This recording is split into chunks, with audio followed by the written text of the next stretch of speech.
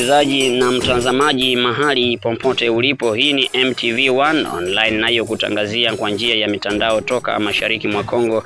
Leo ikiwa ni tarehe 4 ya Juni 2025. Jina langu ni Abel Tsongo kutoka Lubero katika misitu ya Lubero, Kivu Kaskazini, mashariki mwa Jamhuri ya Kidemokrasia ya Kongo.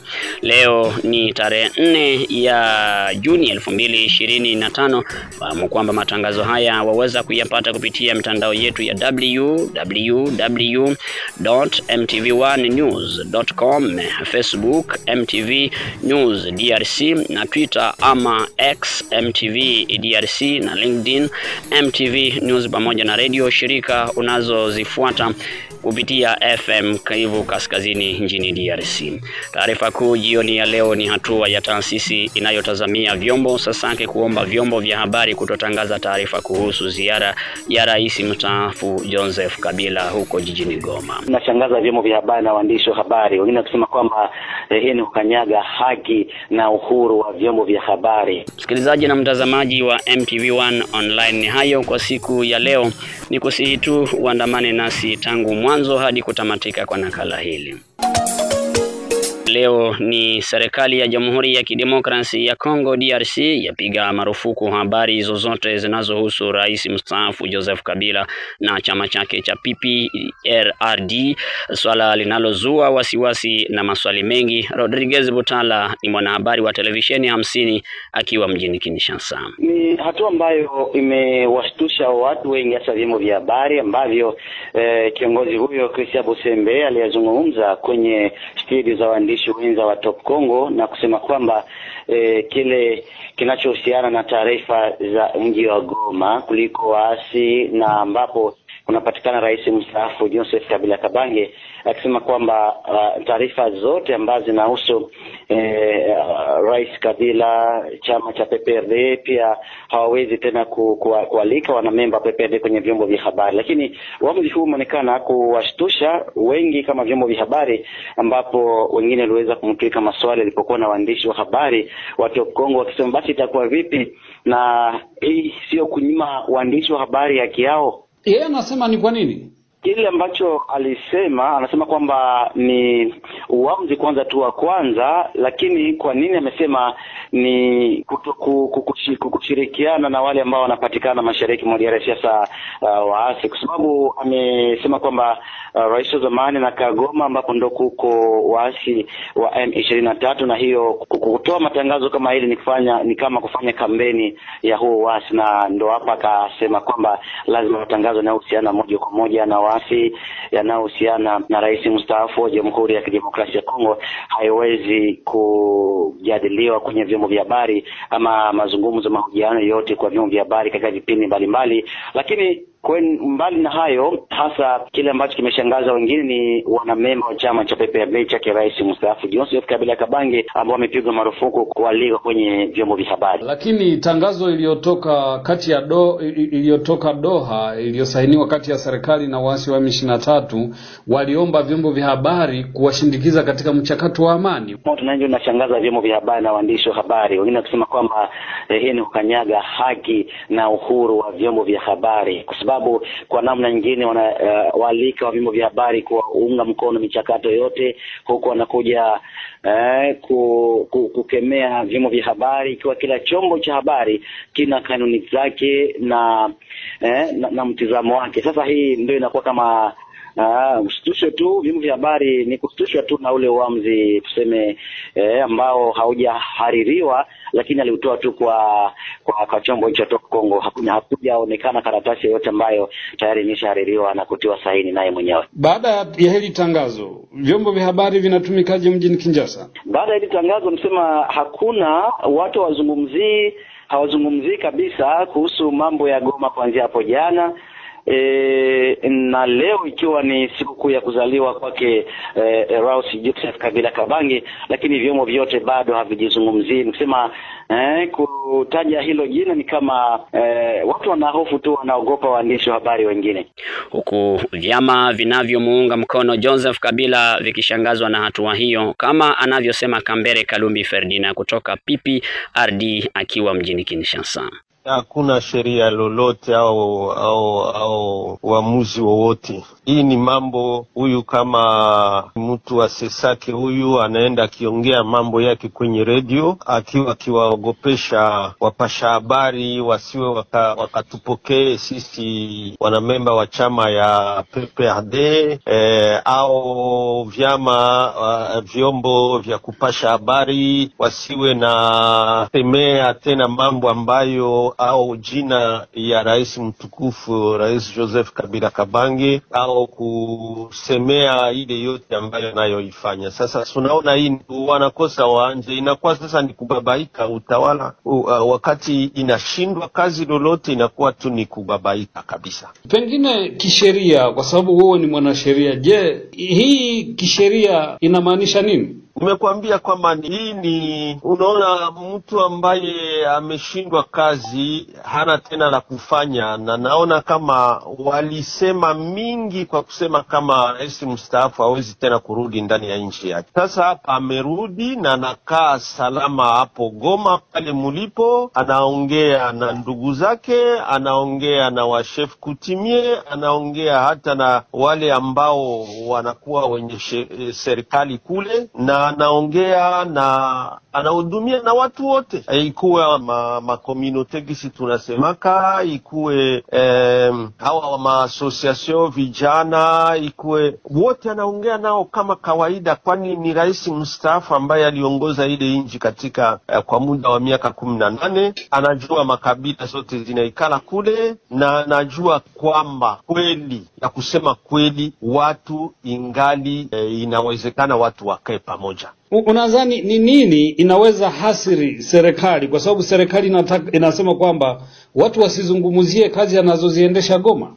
Ndiyo ile anasema yeye alitosha kwa katiba gani? Kwani katiba kuu yetu leo inachapa ile ya kusema uhuru wa kusema, uhuru ya kila mtu kutoa mawazo yake, na uhuru wa vyama ni viengi. Leo kisheria kabisa anakiuka sheria zote za nchi yetu. Kisheria wakati walisimamisha kazi za chama chetu kama PPRD, nisemee hapo, wakati walisimamisha ilikuwa siku 19 mwezi wa 4, lakini waziri wa mambo ya ndani wakati anasimamisha ana siku 15 tu, analazimishwa kupeleka hapo mahakamani hiyo kesi yake ya chama ile anasimamisha makazi. Hakupeleka ye parquet ilipashwa kuwa ndani ya hiyo siku 15 kuenda kwa mahakama kustaki ile chama. Hakuna mastaki hata yeyote. Leo inakuwa sasa miezi 2 toka hapo. Hii chama yetu haina hata shutuma moja ya kusema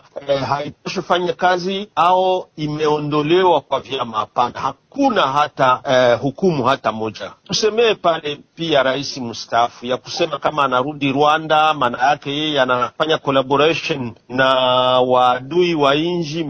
Watu leo serikali ya Kinshasa inaendelea kuita waadui. Wameenda wako ndani ya mazungumzo huko Doha, wamesinye makomunike hako Doha, wamesisomea ku RTNC. Ni adui gani? Wana uhakikisho gani ya kusema kama Kabila wakati anakaa Goma anaongea na maadui? Paske kama alipokea wale wenye serikali ya kule M23 biko naongea nabo kila siku Doha, na baisha sema batasimamisha vita. Rais mstaafu Joseph Kabila hakuenda Goma kwa kuanzisha vita mpya au adui mpya ambaye wao hawamfahamu. Iwe Rwanda yenyewe wanaongelea, ikuwe Doha, ikuwe Rwanda wanaongea kila siku, ikuwe Washington wanaongea kila siku na wanamishe vita. Sasa wao mastaki ya leo watasema ni nini? Ndio ile mimi nasema, na ile wanasema kama shutumu. Si shutumu, paski ingekuwa shutumu lazima kungekuwa kartasi sisi hatuione. Na kama ni kuogopesha vyombo vya kupasha habari, na wao si wanajua sheria, watafata hii mambo ya uhuni kabisa ya serikali ambayo imeshindwa vitu vyote. Si zanie antuka kwetu hatuna oga, hakuna shutumu yoyote, iwe ya serikali iwe ya kisheria, hakuna yoyote ambayo inaelekea mambo ya chama chetu cha PPRD. Tukitoka mjini Kinshasa tunarudi Kivu Kaskazini, ambako rais mstaafu aendelea na mchakato wa kuwasikiliza wakazi wa mji wa Goma kuhusu hali ya kiusalama, wakiwemo wawakilishi wa makabila mbalimbali. Kisa Muombo Olivier aliongoza ujumbe wa wazee wa makabila mjini Goma. Tumesema ya kwamba tulikuja kukutanana na rais mstaafu kwa kujibu kwa aliko lake. Ndiye alitualika na akajua kama Barza intercommunautaire inakuwa ni hiyo ambayo ilituleta, na ndani ya mazungumuzo pamoja naye tumezungumuza kwa ajili ya amani, naye pia ametuhakikishia kwamba hiyo ambayo tumemueleza ataifuatilia ili tuone namna gani tutafika kwa amani. Pendekezo ambayo tumesema ni kusema tubaki ndani ya maprocesses ambazo zote ziko amorce ili tupate amani ndani ya nchi yetu. Joseph Kabila akiwa Goma kwa sasa kujaribu kukutana na watu mbalimbali akiwasikiliza kuhusu usalama ambao umekosa kwa siku nyingi na kwa muda mrefu.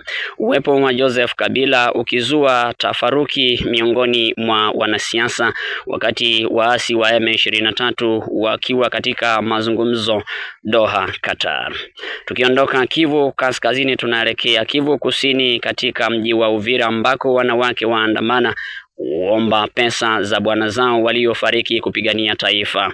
Mwanahabari wetu Thompson Unji Batangalo William yuko Uvira huko Kivu Kusini. Kutoka jana wamefunga barabara ya taifa, kukataa magari yasipite na shughuli zikawa zimegoteka. Hawa mama wanasema wanachokihitaji ni nini? Wanachokitaji ni pesa, wapewe mishahara ya waume zao waliofariki kwenye mashamba ya mapambano.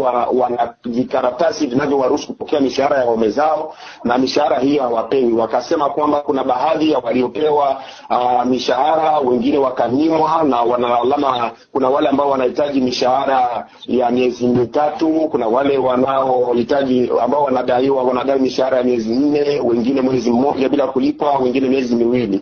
Deuxième mois tozwa kimbongo, troisième mois tozimbongo, quatrième mois tozimbongo, cinquième mois pona ni tozimbongo te, tozaba kimbizi. Tokimi bitumba. Kobima Nord Kivu, Makoloti, Bukavu tokoti Uvira. Tozwa kimbongo na biso na secteur ya Uvira. Siko ndenge nini ba mama babimi 4700 veuf sans onde za impayé tozimbongo te. Na ba veuve msusu baza 5 mois, na ba veuve Goma 5 mois bazimbongo te. Kuko grupe litoka Beni, Butembo, banakia fata maneno ya makuta yabo ya baveve pa Uvira. Kufika hapa makuta hakuna. Kaa Babukavu makuta natoka kufika ya 5 mois chine na sote. Tuko inasotea Kuna 4 mois tulipata. Ya 3 mois na controle ilifanyika hapa.